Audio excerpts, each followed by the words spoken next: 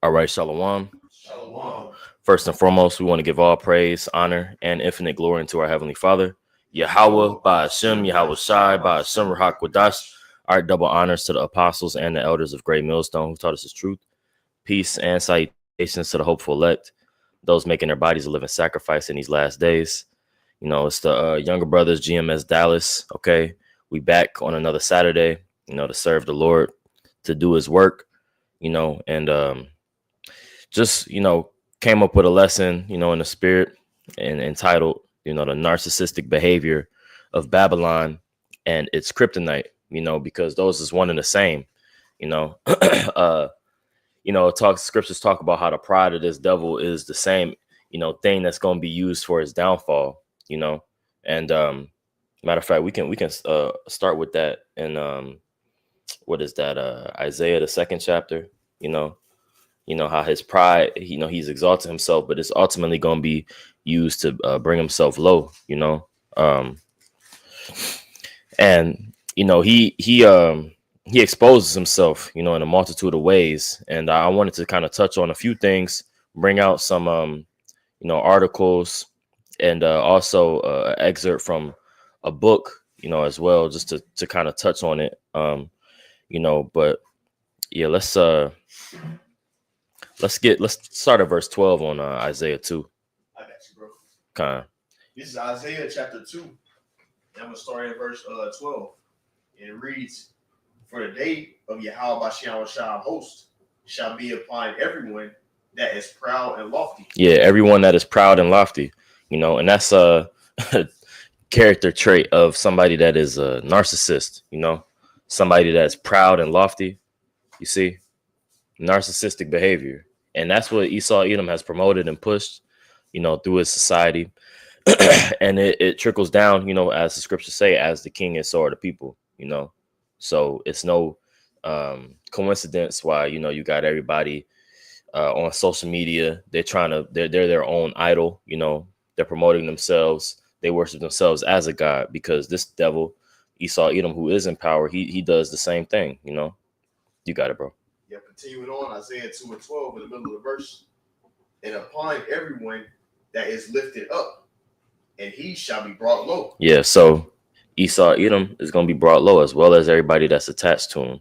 You see, so with that being said, I wanted to kind of read this, and if a brother could read it, I got the physical book here too.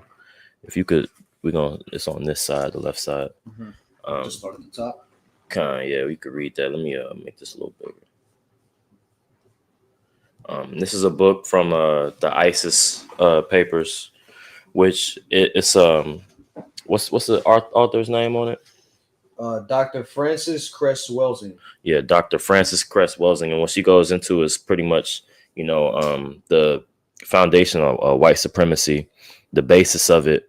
It shows itself through every tentacle of society that we have today, that being through the symbols that we see that are used for major corporations or any kind of extension of this empire, the foundation, major corporations, the prison industrial complex. Every problem, for the most, her thesis pretty much, every problem in the world right now is created by and with white supremacy. Through white supremacy is why every problem on the earth is where it's at, man. And that's true. You see. And I'm sorry. Go ahead. Well, I was gonna say, which, if I may, because people like this, they're they have a level of wisdom to some extent, and knowledge and understanding. But when it comes to the entirety, we know it to really truly be Edomite supremacy. Because when dealing with the prophecies of the scriptures, that's what leads us to the understanding that we have now, to where we're able to dissect and ultimately what's able to differentiate us between us and these other ideologies is that we're able to point this man out and say, no, Esau is the end of the world. Jacob is the beginning of it that followeth. Right. The Edomite, he was given the sword. He was given the birthright. He would the elder shall serve the younger. All these various different prophecies that we could go into, Mount Seir, right? All these various different prophecies we could go into that ultimately tie Esau to Babylon, right? And knowing that ultimately it would have its rule in place in the latter days, right? Which we're living in, right? Yeah, they got a form of the truth, but not the fullness, you know. So yeah, we can go ahead and read on that. Okay, so this is from the book, the ISIS Papers. This is page 36. All right, and I'm gonna just start at the top. It says the third diagnostic and statistical manual of mental disorders. In parentheses, it says 1980. It says published by the American Psychiatric Association, contains a description of the narcissistic personality disorder with the following stated criteria: A, grandiose, it's like a grandiose self or sense of self-importance or uniqueness. Yep. And Esau, man, this society is grandiose. Matter of fact, let's get that word grandiose. I'm gonna look that up real quick, you know, just to edify. Bigger than life, like just a pompous. Yeah. Yep. And then brothers got, you know, precepts. Go ahead, you know, get them. But this is that word grandiose. It says impressive. All right. Grand in effect. All right. This word is so much needed that its being malformation is the more to be deplored. This is kind of going into some BS. Which that word grand, of course, it goes from to large, big, you know, large and tall. Okay.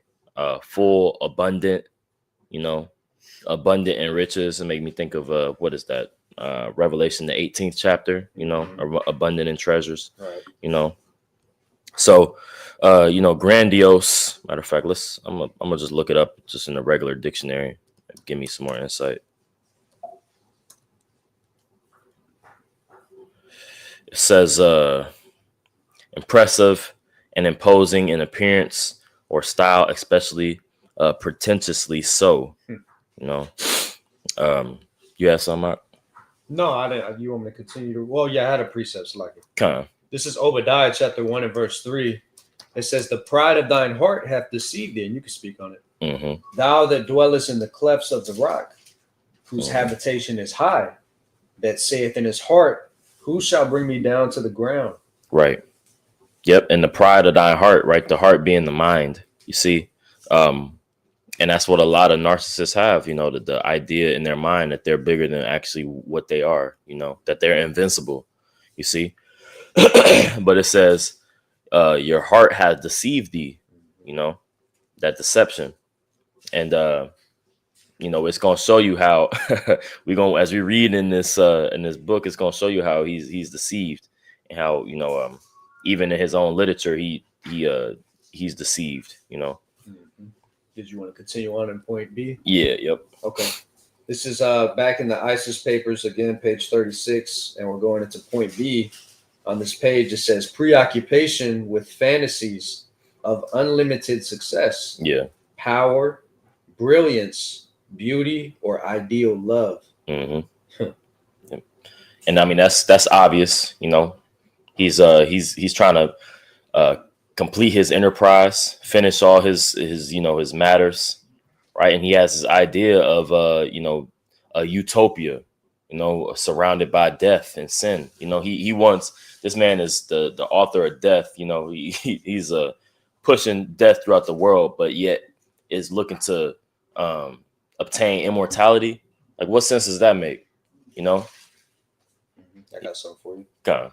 Job chapter 20, verse 4, and we'll get a couple verses. It says, "Knowest thou not this of old, since man was placed upon earth, that the triumphing of the wicked is short, and the joy of the hypocrite but for a moment," right? Because Esau, he proclaims to be this God-fearing nation, you know, and it's a Christian in ethics and morality. But really, when you look at how they operate, dealing with the upper echelon in particular, right? The higher ups of Esau, Edom, that rule and run the society, that govern everything, that allows things, you know, that shouldn't be, right? They're completely opposed to the law, statutes, and commandments of the Heavenly Father.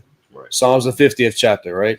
Says, "What hast thou to do to declare my statutes, that thou shouldest take my covenant in thy mouth, seeing thou hatest righteousness, you hate reproof, instruction," right? You hate the things that ultimately the Heavenly Father has declared righteous. And we see that through his actions and what that has led us to a decrepit society where things are malfunctioning. The people, as it says in Sirach, the 10th chapter, as the king is, so are the people. So these people have taken on the mindset of Esau, Edom being what? Or even Babylon the Great as a whole being just complete narcissists, right? Degenerates, right? And all manner of lewdness and lasciviousness, like the scripture talks about. You know, you got it out. Okay. Yeah, we can jump back to that book. I had a little more. Oh, but you can speak on it. You know what I'm saying?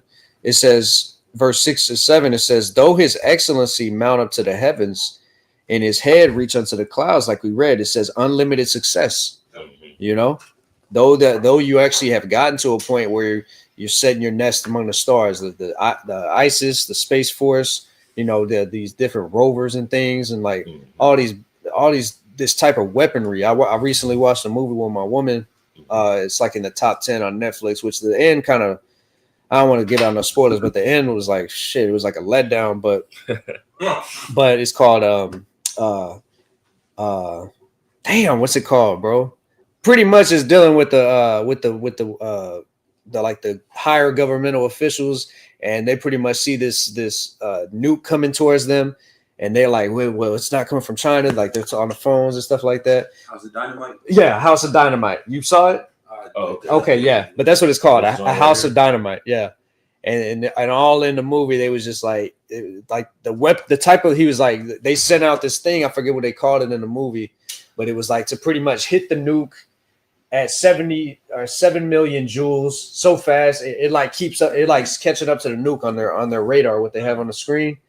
And it misses, and he's like, well, there's like $50 billion like gone right there. We only have like 20 of those things. That's $50 billion worth of weaponry that we just misfired. That's like an Iron Dome, yeah, or the Golden Dome, like Trump is trying to portray that America has to deflect, you know, a missile. But how Bashimar says that they're gonna hit their mark. That's right, bro. You know? Yep. But yeah, this is what I'm sorry, bro. I was just gonna say this is one of the ways through weaponry in specific what we're dealing with here. This is one of the ways in which Esau has really pumped himself up, and why his pride has been so inflated. Because especially here in America, Babylon the Great, even the fellow regular Edomite that you see walking around shopping at the same grocery stores as you and whatnot, they feel some type of way about being an American, right? You know, they're proud to be an American, but pride goes before what? Destruction. Yep. You know. And Uncle Shai, if I may just add on to your point and upon the whole lesson, because Esau is lifted up in such a level, you know, but Yahweh Shai set it up like that. There was a paper that was done, and like now you can't even find it on the internet. But I remember reading it extensively whenever I first came into the truth through the Spirit of Yahweh Shai. But it talks about how Esau doesn't have a pineal gland. His pineal gland is calcified at the age of 13. All right. Now, what happens at the age of 13? You become a man. All right. 12 to 13, you become a man. All right. So his mindset is already on a. So he's stuck at a child's level. He's a child. Yeah. So he's stuck at a child's level. So and that's what all that pride and narcissism comes from, because he's still thinking as a child. He doesn't see, things amping up like it is. Yeah. Right. And that's actually what that's a cut you off, but that's pretty much what the book really go into. You probably read it from an excerpt of this book, because he quotes a lot of articles, and it goes into too like that inferior complex, that inferiority complex. Like it really, he has to show himself to be superior in other ways, because he can't manifest it physically, you know. So it shows himself through weaponry, or even like his monetary system. They manipulate us monetarily so that we lose social status, so that we can't be. Pretty much, one of her theses is too that everything that he does is his intent to preserve his bloodline. Yeah. So like, if we were to gain more money, it would deteriorate him, because we would have more mates to procreate with, and he'd have less and then it just be a slippery slope of he fizzles out, you know. And just to go back in on the statistical speaking, in the year 2000, their seat line dropped, you know, because Yahweh Shemel Shai made it to where they couldn't have children like that. Okay, and that's in the year 2000. You know, think about it now, 25 years later. Oh yeah. You know, it's null and void. You know, like Yahweh Shemel Shai has put them in a position to where they can't have any more growth, as it says in that Isaiah chapter 14. You know, he's cutting off the father, the seed, the cousin, the uncle, nephew, you know, the male superiority level is decimated. But I got a precept, you know. But sorry, let's you got it when we get through. But we don't have to get precepts for all the points. But let's read through that page, and the point was really where I got these highlighted. Okay. And let's read through that because we jumped the gun a little bit. Your brother's on point though. Kind of let's get it. You know, it is. It's back in the ISIS papers. We're going in again, page 36. Still, we're going in on subsection C now. It says exhibitionistic requires constant attention and admiration. Go ahead. Letter D. Number D. It says responds to criticism, indifference of others, or defeat with either cool indifference or with marked feelings of rage, inferiority, shame, humiliation, or emptiness. Yeah, and again, all these are characteristics of a narcissist, which we're just going through just for time's sake. But you can understand how this, how this is Esau Edom and all these reactions. You know, you got it. Subsection E, which has 4 subsections within it. It says 2 of the following. It says lack of empathy. So at least 2 of the following, right? Number 1, lack of empathy, inability to recognize how others feel. Number 2, entitlement, expectation of special favors with reactions of surprise and anger when others don't comply. This is children. Right. Yep. Children. This is a childlike mindset. And too, I'll touch on a point for that lack of empathy because he has no empathy for our plight, you know, our destruction. You see, says it's a promise, so give us this and that, for our having us enslaved and going overboard. Yet denies that it didn't cause us. We don't do shit. We don't work hard. We get a job. When we nigga, you gave us a job for free labor for years. Never got our 40 acres and a mule. Right. So he's just a complete liar. All the 600 plus treaties he did with the Gadites broke him. You was gonna say something? This is Psalm chapter 73, verse 6.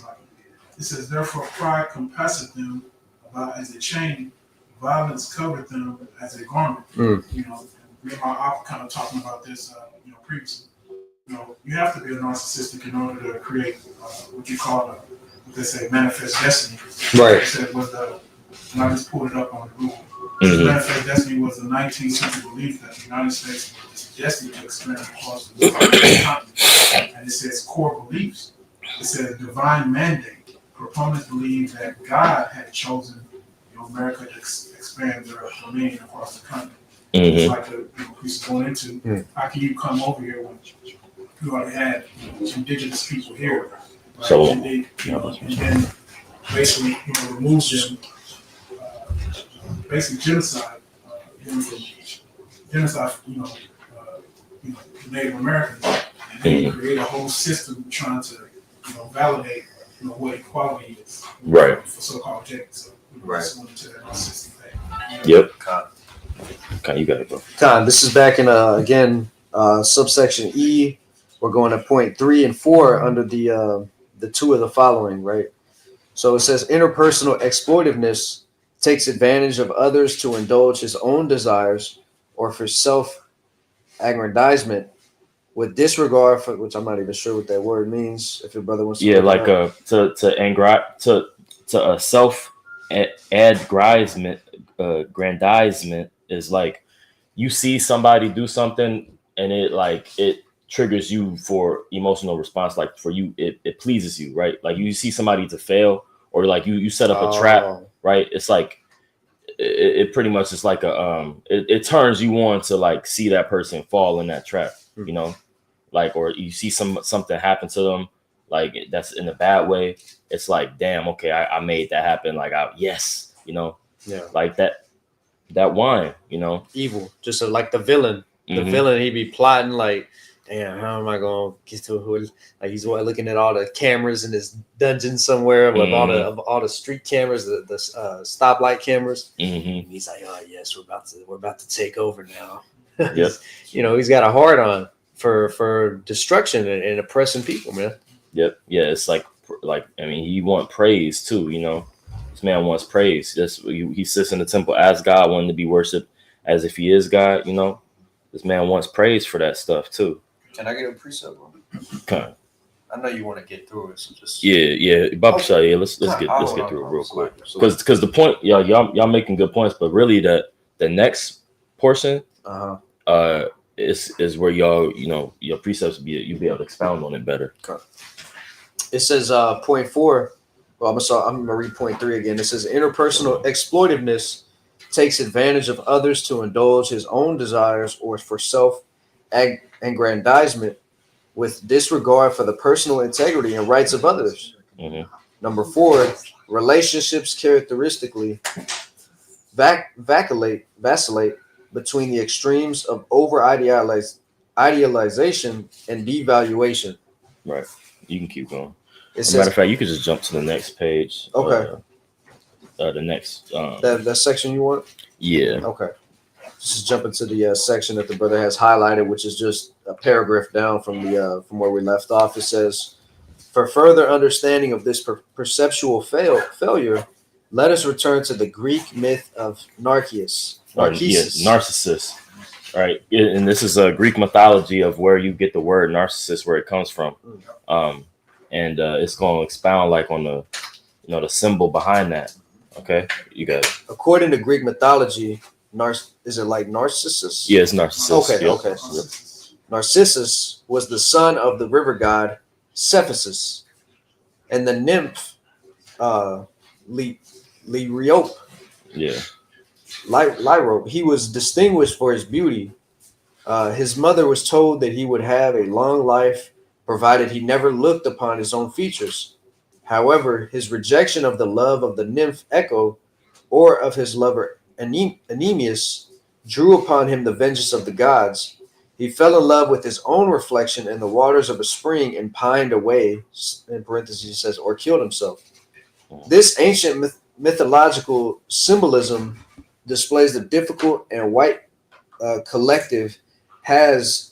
I'm sorry, I'm going to start this paragraph again. It says, this ancient mythological symbolism displays the difficulty the white collective has in looking in the mirror to see itself for what it truly is in relationship to the vast majority of the world's people.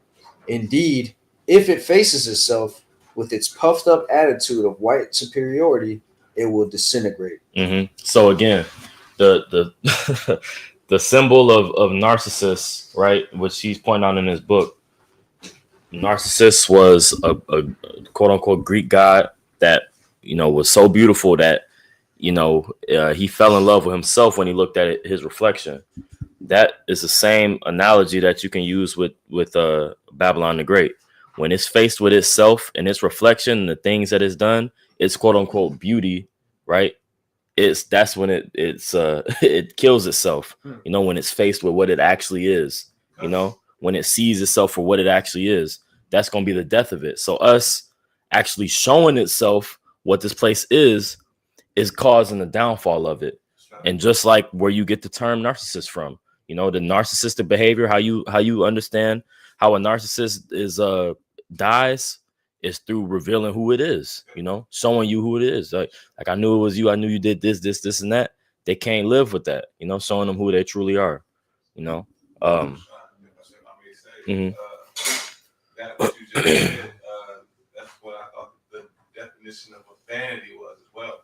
All right, because vanity, God did himself looking at a reflection of himself in a pond or a lake, and he got infatuated, you know, and he died just sitting there looking at himself.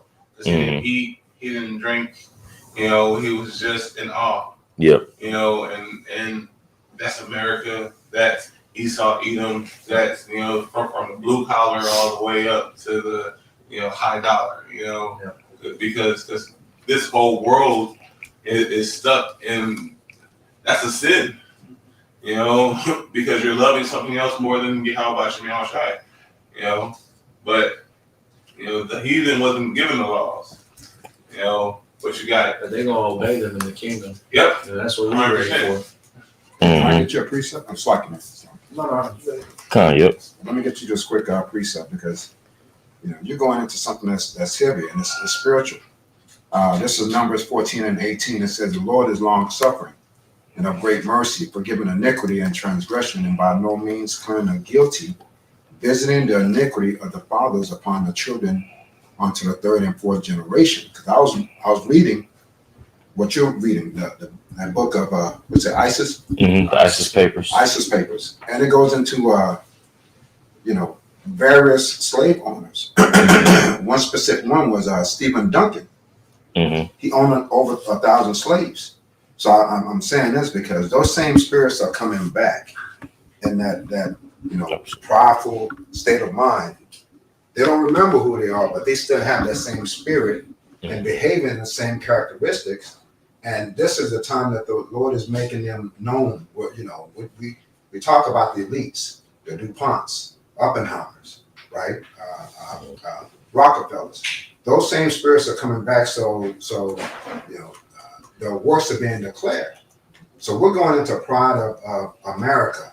And like we were talking about in our last Friday, Esau behaves the way he behaves because he ain't never been slapped before. Yep. Right?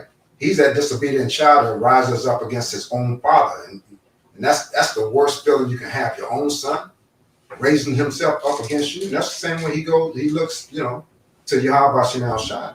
Because pride is hateful before Yahweh Shem Shai. So those spirits, same spirits that were of old, you know, ISIS papers that talking about those old slave owners, they're back again. And they still have that same spirit that's within them. They're just in new bodies. Oh yeah. Yep. I had something real quick. This is a Sirach, Sirach chapter 12, verse. We'll start at verse 10. It says, "Never trust thine enemy, for like as iron rusteth, so is his wickedness. Though he humbleth himself and goeth crouching, yet take good heed and beware of him, and thou shalt be unto him as if thou hast wiped a looking glass, and thou shalt know that his rust hath not been altogether wiped away." You know, and he could see it. You know, he could see it too. When these things are brought back forth to him, he can see, damn, I am pretty much committing the same atrocities that I was. This, you know, there's certain things that he's done in this, you know, in the past 50 years that could possibly be worse than the transatlantic slave trade. You know, you could argue that it's had a bigger impact. For instance, the prison industrial complex, you know, the crack cocaine epidemic, you know, the war, quote unquote, war on terror, this mischievous plan, you know, painting us, manipulating numbers, putting, you know, redlining. There's plenty of things you could go into that, you know, that this man has done that he's got to take account for. Right. It's the chemical warfare. Yeah. Biological warfare. Yep. Like, bro, I know I brought it up yesterday in camp.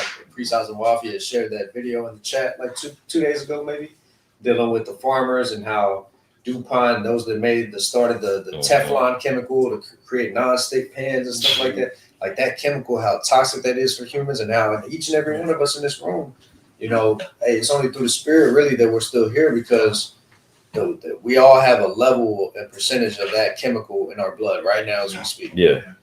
Is that every American has a certain percentage in them, some higher than others, based on location, where they live, if they're close to these different plants, if they consume particular animal products that came from these plants, and so on and so forth. Bro, everything's defiled under this man. Man.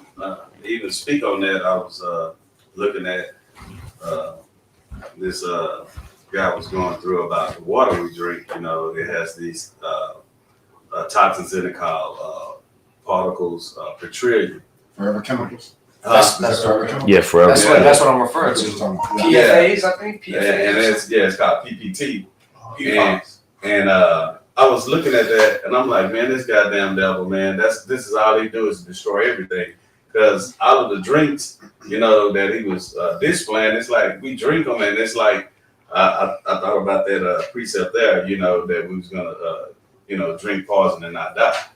You know, and it's just, man, this devil, he just don't care, man. He has to be stopped. You know. Yeah. So that's like the priest is going into in this lesson. That's like one of the traits of a narcissist, as we read, bro. He doesn't care about how what he's doing is affecting others. Yeah. He doesn't have a long-term vision. He can't see his past his nose, and the consequences and repercussions that come from trying to make fruit last longer, or trying to preserve things when the Most High has it set up a particular way for a particular reason.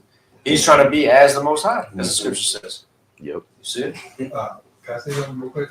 So just going to that word vanity, I don't know if you guys brought it out, but from Ecclesiastes 1 and 2 is Strong's H 1892, and it goes into the word habal, and it's something transitory and unsatisfactory, emptiness. And you go to Genesis 4 and 12, you know, he was a vagabond.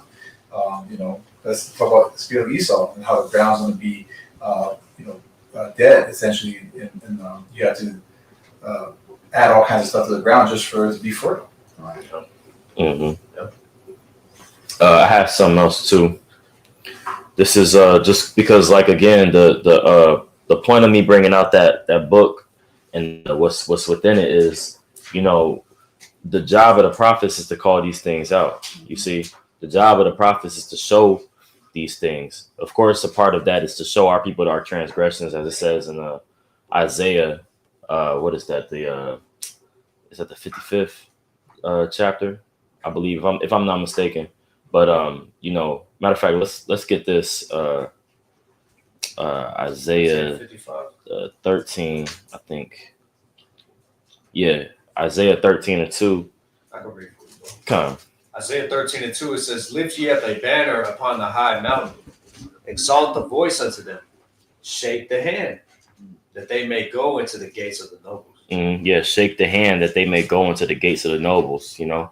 And when you are pointing at somebody, that's like an offensive thing. Like if you watch a movie and you're watching it like with the sound off, and you see a group of people pointing at one person, an individual, that's showing you that's like a form of confrontation, you know.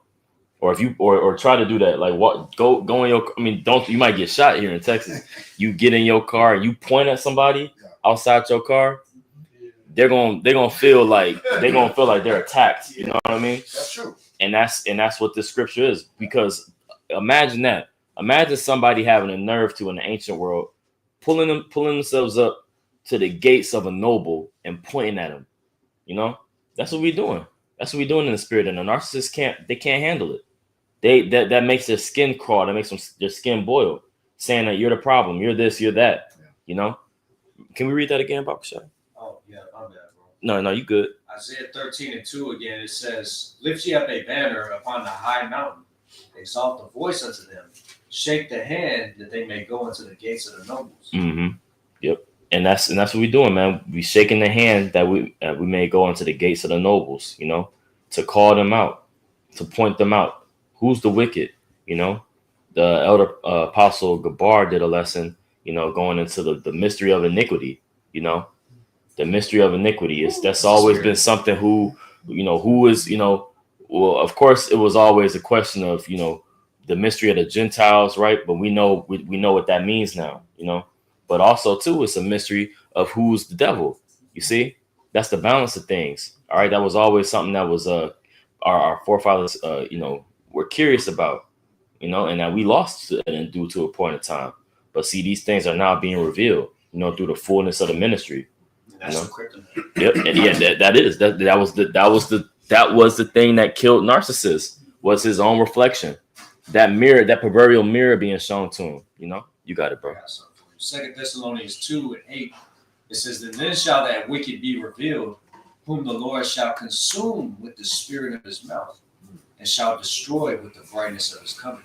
Mm-hmm. You see, being consumed by the spirit of his mouth is ultimately the prophets being on the scene to tell this man about himself, giving them that spiritual intervention, if you will. Yep. You know, you got to start up. You got You want to start? Yeah, start at verse 5. Okay. 2 Thessalonians 2 and 5. It says, "Remember ye not that when I was yet with you, I told you these things? Mm-hmm. And now ye know what withholdeth, that he might be revealed in his time." Yeah, because Paul understood that, there was certain things that the nation of Israel had to go through, and there was other, future prophecies that had to be completed before we could really fully receive, the everything that he was saying. And then of course Yahweh Shai in his last coming, you got it though. For the mystery of iniquity doth already work. Right, the mystery of iniquity doeth already work. It was already at work, which that being the setting up of the Roman Empire, the continuance of that, and they still have more to do according to, Daniel, the 7th chapter, right? You still had to have, those 3 horns and then this little horn come up. You see, you still had to have the woman, come up out of the sea and ride the beast, and that being America.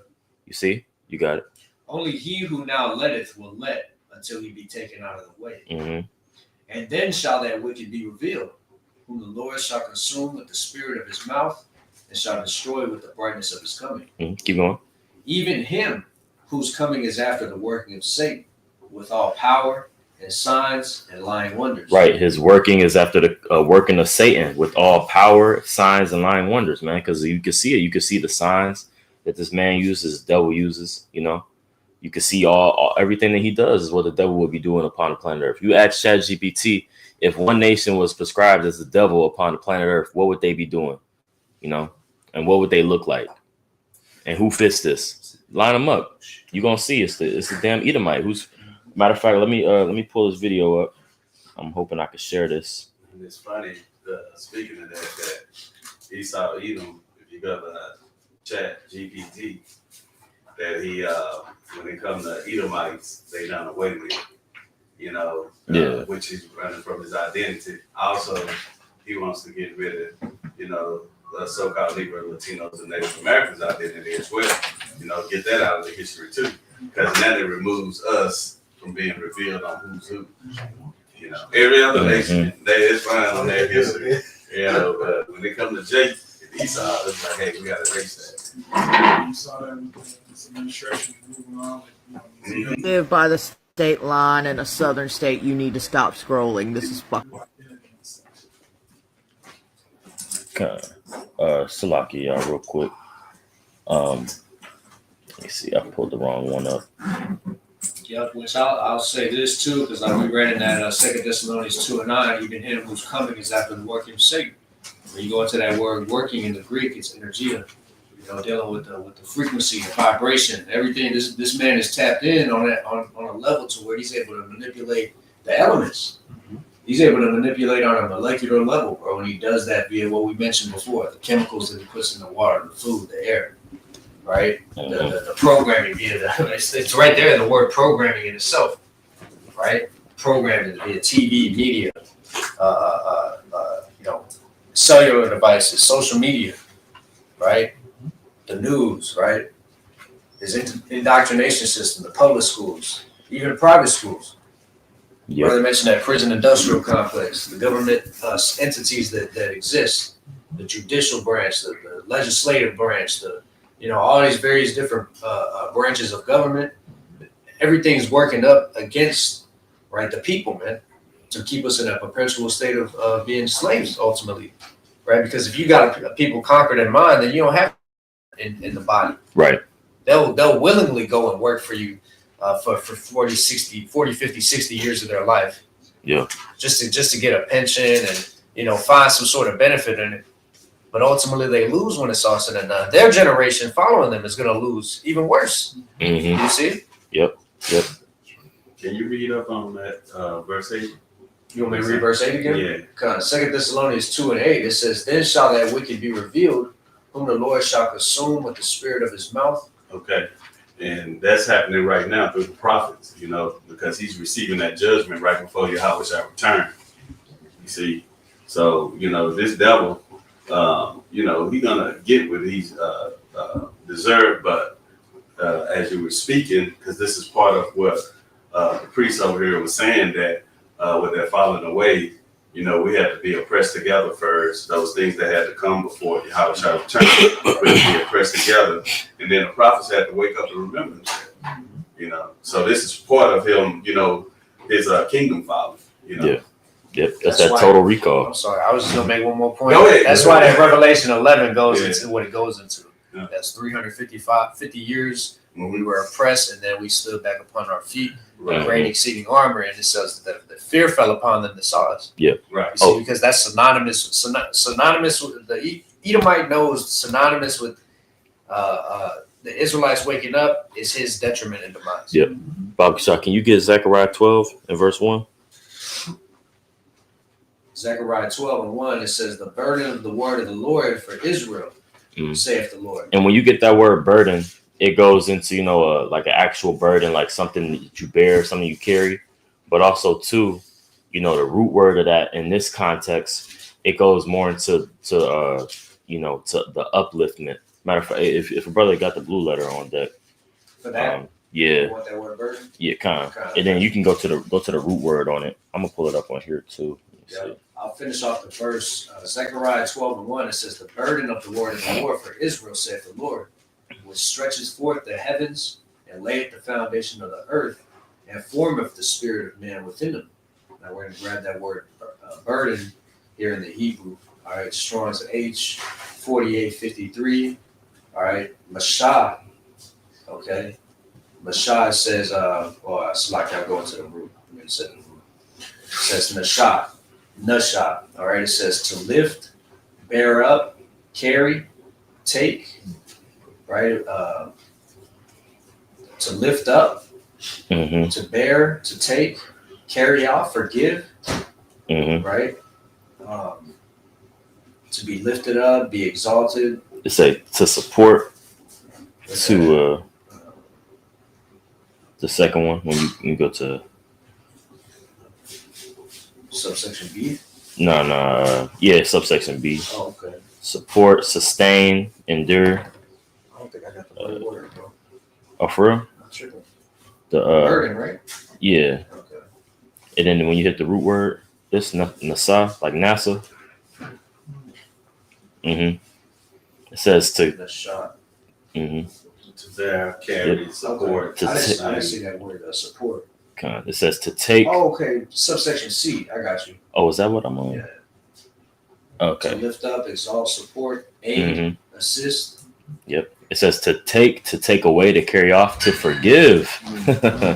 Let's read that again though. And then you can read verse 2 as well. Okay. Zechariah 12 and 1 again, it says, the burden of the word of the Lord for Israel, saith the Lord, which stretcheth forth the heavens and layeth the foundation of the earth and formeth the spirit of man within him. Behold, I will make Jerusalem a cup of trembling unto all the people round about, when they shall be in the siege both against Judah and against Jerusalem. Right. And this is, of course, you know, this is, of course, talking about in these times, man, you know, how the Lord said that he was going to make us a cup of trembling, you know, because the nations is going to have to drink of that cup. Of course, and that's going into slavery, but that's starting with these plagues, you know, that's starting with us receiving the spirit. That's the beginning of us being free from the captivity, us accepting Yahweh Shai. But the Lord said that he will make us a cup of trembling unto all the people round about when they shall be in the siege, you know, and we are being besieged right now. You know, of course, this is you can. I mean, this really isn't going into. It's not going into 70 AD. It's going into a future prophecy because it's going into Jerusalem. It's Judah and Jerusalem. You know, all 12 tribes, man. Go ahead. Verse 3, folks. Okay. Verse 3, it says, and in that day will I make Jerusalem a burdensome stone for all people. All that burden themselves with it shall be cut in pieces, though all the people of the earth be gathered together against it. Right. Yeah. And that how we gonna be a burdensome stone and be protected is through Yahweh Shai, man. You know, of course we see, you know, in Daniel the 2nd chapter, it says how he's like a stone, you know, coming to crush in pieces every, you know, all the empires that are before him, man. You know, Let me see. Yeah, that's pretty much it on that point. I did want to read this article though. I know you had that video too. Yeah, oh yeah. Let me play this video let me read this article first.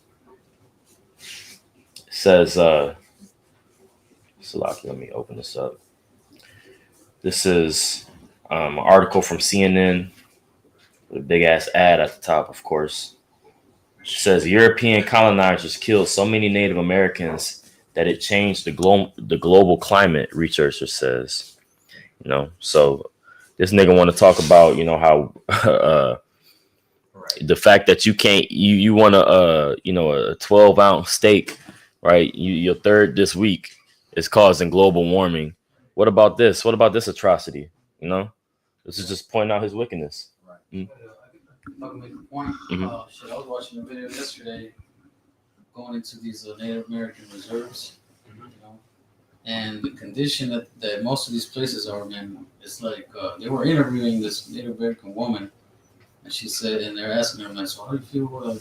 She's like, man, we feel forgotten. You know what I'm saying? Mhm. And when they go into their house, I'm talking about these people got to grab buckets of water from outside just so they can have water inside their crib because they don't have no running water. Nope. Yeah. The electricity is trash. You know what I'm saying? They don't have food is hard to get for them, man. It's very difficult.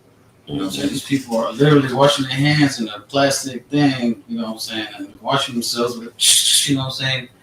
And they're supposed to be these sanctions for these people, man, by Esau, man. But Esau don't give a shit. Right.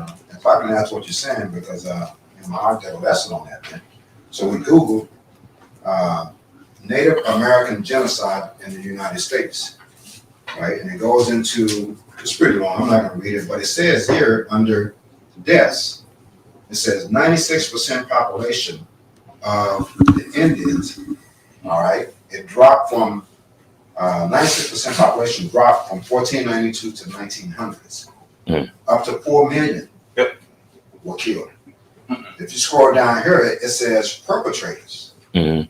It says British Empire, British Armed Forces, French Empire, French Armed Forces, Spanish Empire. So letting you know who did it. Right. The so-called white man. Right. Right? And it's surprising that they listed all this stuff. But when you talk about the reservations, you never hear anything about it. Yeah. Why? Because they sweep it under the rug. But they fall below the poverty line that America has established. Right? It's almost like they don't exist no more. Yep.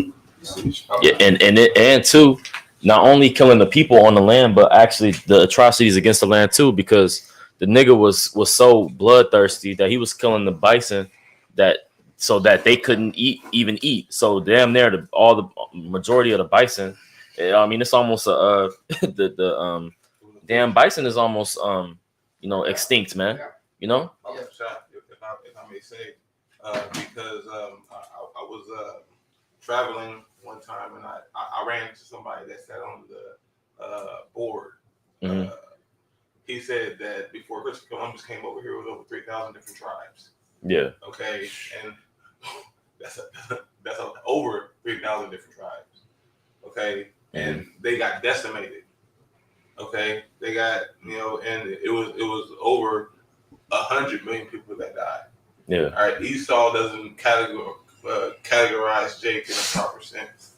Okay, these people, these Europeans came in, and even whenever one of them would touch Gadite, baby, the baby would just die because of all the disease and pestilence that they came with. Okay, Jake was on a different level, with cleanliness on top of everything else. All right, so that's why they label him as paleface or devil, because he brought everything into the land to remove them out the land. Yeah. Then on top of that, the wealth that they had at the reservation, he even went into there and he had to remove Jake off that land because there was so much oil and it was plenteous. How about Shimei Shai gave them whatever they needed, to succeed. But Esau came in, and did away with that as well. You got I got a precept. This is Habakkuk chapter 2. I'm gonna read verse 17. It says, in the NLT, it says, you cut down the forests of Lebanon, now you will be cut down. You destroyed the wild animals, so now their terror will be yours. Oh yeah. You committed murder throughout the countryside and filled the towns with violence. And that's what all Esau's been about throughout his whole existence, man. Because when you go into, like what you're talking about, or what the brother's been talking about, what he's been doing to the people, to the planet Earth. If you look at these oil companies, man, like Exxon and all these other different ones, they're all the same thing. You know what I'm saying? But man, when you go into where they be dumping their toxic waste, like down over there in Ecuador, man, they dump so much waste down there to where these native people that live there, their waters is filled with so much sludge that they're forced to drink their water with it, man. Yeah. You know what I'm saying? I'm not saying they drink the sludge, but when they filter it, it still has that residue of that crude oil, man, or that dumped oil to this day. You know what I'm saying? And people have tried to sue these companies and have them stop, and no lawsuit has passed to where these people these companies will pay for it, man. They're not going to get any victory until how about Shimei Shai comes back, bro. Yep. If I can add too real quick, because and this is something after we pretty much have forwarded his empire too. I don't know if brothers know about this, but this is information the Native American code talkers. We just got the AI overview. It says Native American code talkers were American Indian soldiers who used their tribal languages to create secure communication codes for the U.S. military, playing a crucial role in World War I, World War II, and other conflicts. The Navajo code talkers of World War II are particularly famous for their unbreakable code in the Pacific Theater, but other tribes like the Choctaw, Comanche, and Cherokee also served as the code talkers. Their service was essential for transmitting classified messages on the battlefield, and while their contributions are often classified for decades, they have since been officially recognized with honors like Congressional Gold Medal. Fucking gold medal. Yeah. Here's a It's cookie. not even real gold either. Yeah, on a gold medal from they land, mind you. So this nigga's history, man. But and we still gonna have Keisha. It's gonna be a harder year to buy that turkey though, because your EBT card ain't gonna work. Right. So you still gonna have these people celebrating these quote unquote holidays, right? But it is what it is, man. But this is the history of the Edomite, man. You said you still had something. Yeah, I just wanted to bring out Proverbs 29:7. It just says the righteous consider the cause of the poor, but the wicked regard it not to know it. So the priest is going into as far as Gadites, who basically suffer under this wicked rulership. And that's just the characteristic again of a narcissist that basically just concerned with their own plight, disregard others. Okay, I'm gonna pull this up, this video. And this is going into a quick little video of the atrocities that this nigga has done too. Just to the earth through Christianity, quote unquote Christianity. Let me see. Can I get something while you getting it? Okay. This is Revelation chapter 20 and verse 3. I don't know if y'all got this already. Nah, we ain't get it. Y'all are going into basically, colonization. The history of Esau coming out of the bottomless pit, which we know to be basically Europe. All right, this is Revelation 20 and 3. And verse 2 is how you know it's Esau. All right, I'll read that. It says, and the dragon, the old serpent, which is the devil, and Satan, and bound him 1,000 years. All right, because Esau was subjugated for that period of time, which is known in secular history as the Dark Ages.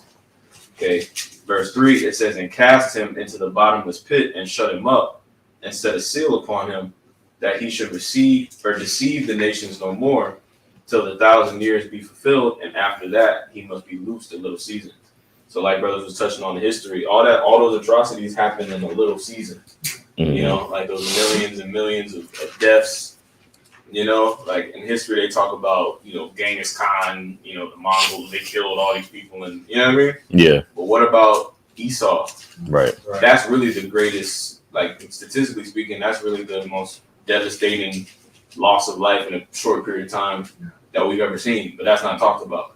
Yeah. You know? Yeah, because the Gadite genocide in itself, they estimate over 100 million.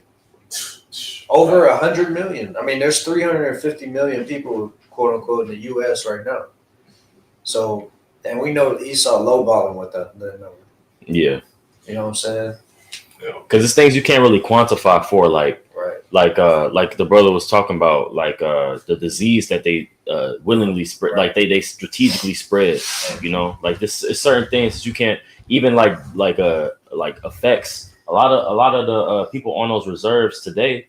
They suffer from extreme alcoholism. You know, from when Esau poisoned their ass. You know, they suffer. They like it's things you can't really quantify for. Like how many deformities has that caused? You know, How many like, you know, in abortion clinics, you know, like, I mean, you go on a long list of things. Right. If I can ask what you said, he made a profit out of that. Right.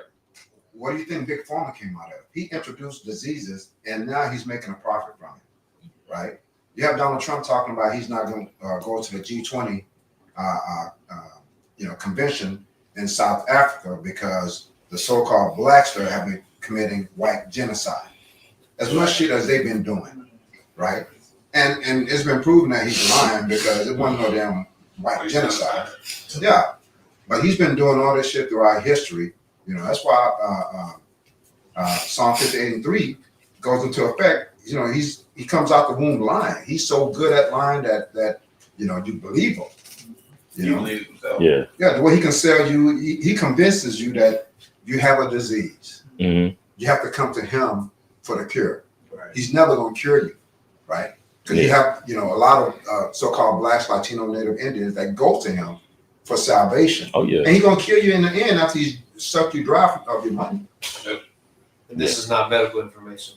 There you go. You saw a pathological liar, man. That's the one where he even believes his own lies, right? Yeah. Pathological liar, man. Yep. He's like he's so damn lost in it to where he even believes his own bullshit, you know? Yep. That's the spirit, because the lesson is going into Babylon or Esau's narcissistic behavior. Mm-hmm. Yep. You know, and how that's ultimately going to be his downfall. That and this word, it's testimony. That's right. I'm gonna just play this real quick.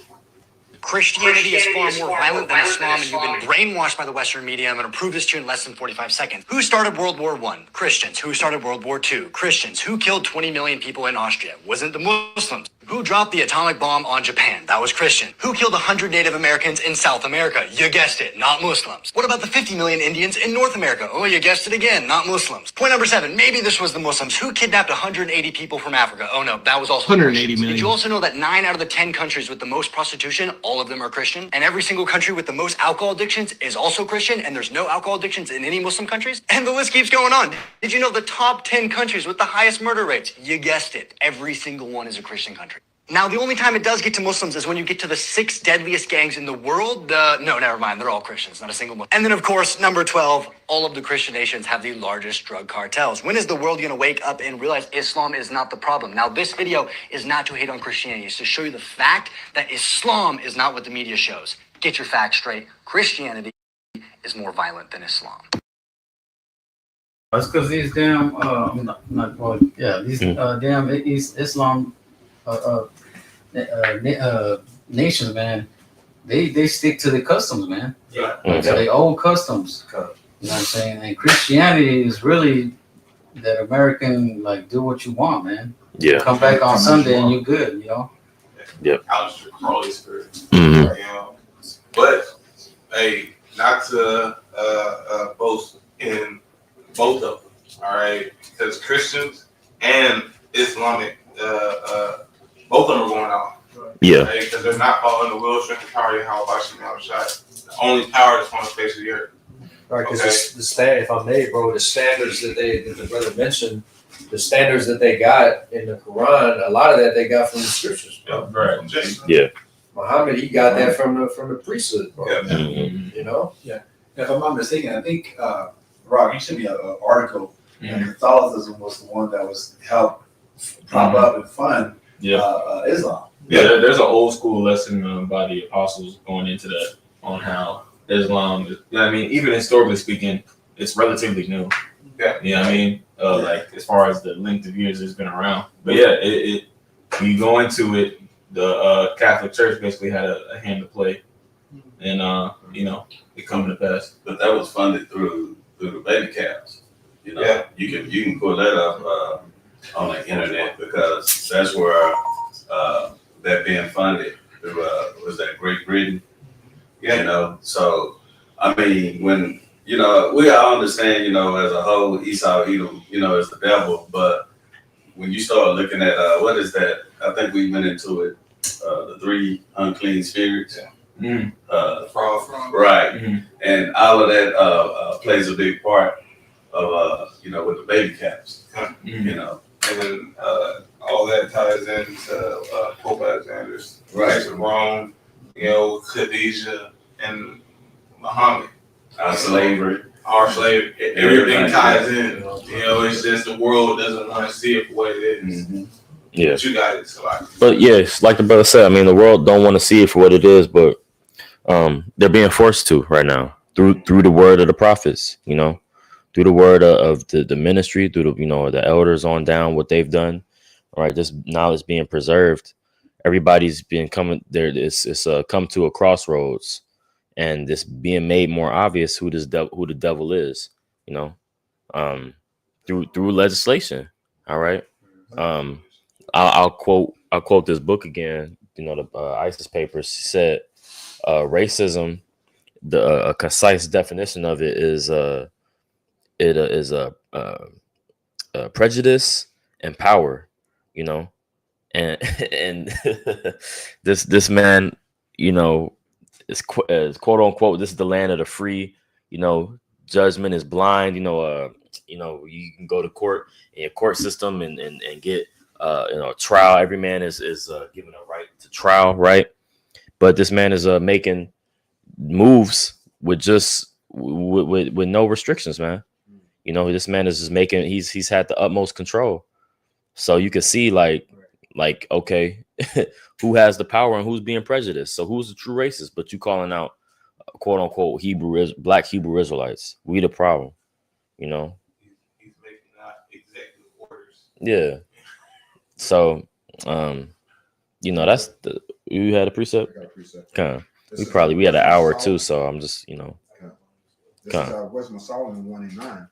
It says, "For inquisition shall be made into the counsel of the ungodly, and the sounds of his words shall come unto the Lord for the manifestation of his wicked deed." So now we're looking into all these things that he's been doing in the past that no one really cared about. But you have, great millstone that's shining lights on, prominent figures that they donate money to this cause, and oh man, he's a good guy, but not knowing how did he get his money, how many people died, what bloodshed was caused for him to be where he's at right now, even though he's getting donation and he's well known as a statue of him. Now the inquisition is being made, like all these things that he's done. Did you know? Yeah. Right? Did you know? Oh, no, I didn't know that. I thought he was a great man. I wanted to be like him. Mm-hmm. When you talk about Yale, when you talk about Harvard, when you talk about even FDR, Roosevelt, they made their money from what's that? In China, not heroin. Poppy seeds. Opium. So Yale, Harvard, all these prestigious schools, Skull and Bones, they got their businesses, they got their buildings, they got their organizations funded from blood money. Mm-hmm. That's when you start to find out, damn, he's not as great of a president as I thought he was. Yeah. Because you don't know his start. You got it, man. But they blame Pookie and Ray Ray. Yeah. Yeah. But they're in Young jail one because drug they dealers. like. Yeah. They manufacture the guns, and then they then they say that we the problem because our people's using them. But but nigga own the manufacturing, but crazy amount of guns in America. You know, overkill. At this point, why are we still producing guns in 2025? Like, if you was to ask them, well, hey, if I want to go and purchase a gun, I have to go through all these requirements. And then you ask them, well, how are they getting their hands on these guns? yeah, They wouldn't be able to tell you. right. You know, but they the ones who giving it to them. Yeah, You know, Mhm. releasing it. Yeah. Like, like, why are you putting boxes of guns in the middle of Chicago when there's no gun legislation for it to be in Chicago? Where you getting all these damn guns at? Yeah, they get military artillery. Mm-hmm. Right, what you got? I got a quick precept. Okay. Let's see. Isaiah 28:15, it says, because ye have said, we have made a covenant with death, and with hell are we at agreement. When the overflowing scourge shall pass through, it shall not come unto us. For we have made lies our refuge, and under falsehood have we hid ourselves. You know, so Esau has made that agreement with death, with hell, and the lying, and all these things that are opposing to the Lord, man. And in their mind, they think that because they made a covenant with these things, that they can't be touched. You know what I'm saying? That's that pride, man. Not knowing that those things are gonna fall back on him. You know what I'm saying? Because it's crazy to have a mindset to where you can say, I can kill all these people, do all these things. I've done it for so long, I can't be touched. You know what I'm saying? And I got another one just to prove that point, because he doesn't think of the Lord in his mind. Mm-hmm. You know, it says, Psalms 52:7 says, lo, this is the man that made not God his strength, but trusted in the abundance of his riches and strengthened himself in his wickedness. You know, so he never put the Lord in his mind and in his thoughts. He just trusted in himself and his money and in the things that he had, his possessions. You know what I'm saying, and the power that he has around the world, man. So he's trusting in those things so much to where he's like, man, I'm God, Right. you know, who gonna touch me? You know what I'm saying? That Isaiah 14, you know, he exalted himself he exalted himself unto heaven. Mm-hmm. You know what I'm saying? Yeah, I got it. Yep. I remember this quote that this guy by the name of Zbigniew Brzezinski. He said, in earlier times it was easier to control a million people than to kill a million people. He said today it is infinitely easier to kill a million people than to control a million people. So like you said, he's already made a covenant with death. You know, he's made that everlasting covenant with death, and he's gonna double down on it. But he has to be exposed, and that's what we're kind of going into, that narcissistic mentality. So No, you good. The brother. Come on, bro. This is Wisdom of Solomon, chapter 3. It says, verse 10, it says, but the ungodly shall be punished according to their own imaginations, which have neglected the righteous and forsaken Yahweh Hashem Yahushai. You know, it says, for whoso despises wisdom and nurture, he is miserable. All right, and the hope of is vain, the labor is unfruitful, and the works unprofitable. Okay, so Esau Edom, he's in his own trick bag. Okay, he has propped himself up as being the man, while keeping everybody on the bottom desolate.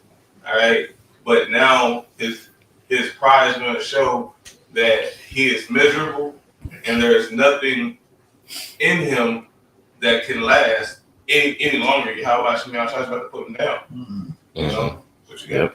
Yep.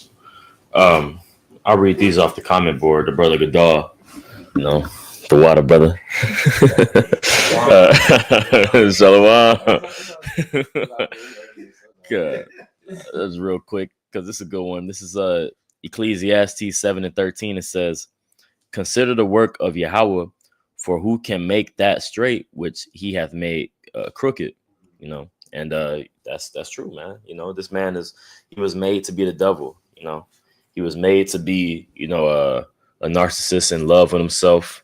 And it manifests in the way that he rules, man. I'm gonna jump to this next one. Sirach 14 and 5.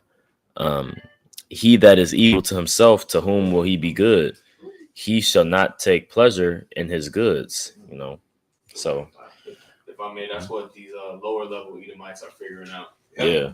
You know, like all the ones crying on the internet about the powers to be, watching Alex Jones, watching Glenn Beck. You know, could you read the last part of that precept again, bro? It says, Sirach 14 and 5, he that is evil to himself, to whom will he be good? He shall not take pleasure in his goods. Yep. So Esau's cut, man. From Yeah. from the top to the bottom. Because even lower level trailer parks, right? They've been destroyed by Esau too. They drugged out, cracked out. Hey, You know? look at the percentage of people who on EBT. It's mostly Edomites. We talk about Keisha because it's fun. Like that's somebody we deal with all the time, you know. But we don't be in these trailer homes, you know. A lot of the Edomites in these trailer homes, baby with missing 2 teeth. You know what I'm saying? Like they through out here. And that's part of the when the Lord said the kingdom divided can't stand. Mhm. You know, there's no way you can look at like if we were just to, like the lessons going into. If you were to just look at Edomites and the state of the Edomite race, it's a fucking shit show. Everybody's at war with one another. The same way when we go into First Maccabees, you know what I mean? And Alexander's generals are all at war with one another for hundreds of years. You know, it's the same thing now, but now it's like the big bang. It's getting ready to. It's the end of this thing. Man. Yeah, I want to read this. It say white people make up the largest racial group of SNAP food stamps recipients, accounting for about 35 to 37% of participants. Other racial and ethnic groups on the program include Black, which is 26%, Hispanic 16%, Asian 3%, and Native American 2%. So yeah, a majority of these Edomites you're gonna see in your local Kroger, your local Tom Thumb crashing out. You know. Just to add on to that, you have to look at the states that they don't want anybody to look at. Like Oklahoma is nothing but a fucking footbag. Yeah. Okay. And Tennessee, you know, states that people are like, oh no, they're doing well. They got Nashville. Nashville is one spot in a big ass spot. You know, it's nothing there. That's what a rural Edomite says. Yeah, rural ass states. Yeah. You know, hey, Wyoming. Yeah. Nobody talked about Wyoming. It's just land. Nah, there's a bunch of Edomites up there right now. Yeah. You know, just on EBT, living off of the government, but yet it all falls down upon Jake's head. Yeah. And if you get that number, you don't have to, but to go along with what you have up there, I had pulled that up too. But I also pulled up because they like to play with statistics and numbers and make it look like that Jake is on it, and it's a few white folks. When I pulled up on ChatGPT, I was like, how many white Americans in the United States? And then I started adding that percentage up. I'm like, they ass broke. Yeah. Oh yeah, they they be messing with Jake. Jake got a small percent, but when they use that 26, it's on a small percent though. Yeah. Not according to 100 million or half a million, 100 billion white folks, living in America. So they the ones who using the resources, man. Oh yeah. Their numbers are less than ours. Yeah. Yep. So, yeah, with that, we just want to go ahead and end it off, man. Lord willing, y'all brothers was edified, but we want to go ahead and give all praise, honor, and infinite glory unto our Heavenly Father. Yahweh, by Hashem, Yahweh Shai, by Hashem, Rahakwadash. Our double honors to the apostles and the elders of Great Millstone who taught us the truth. Peace and citations to the hopeful elect. Shalom. Shalom.